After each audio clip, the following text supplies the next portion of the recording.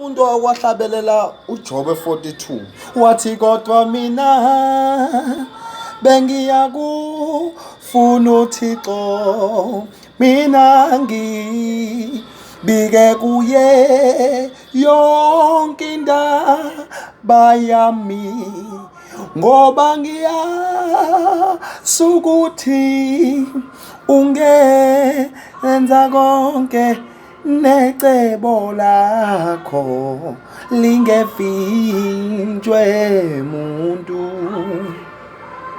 Wathi kodwa mina bengiyakufuna uThixo, ngibike kuye indaba yami, ngoba ngiyazi ukuthi ungenza konke necebo lakho lingevinjwe muntu.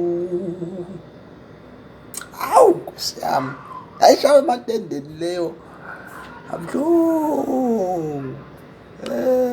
Zalandwa kanzima njalo. Azukhumbula useyili.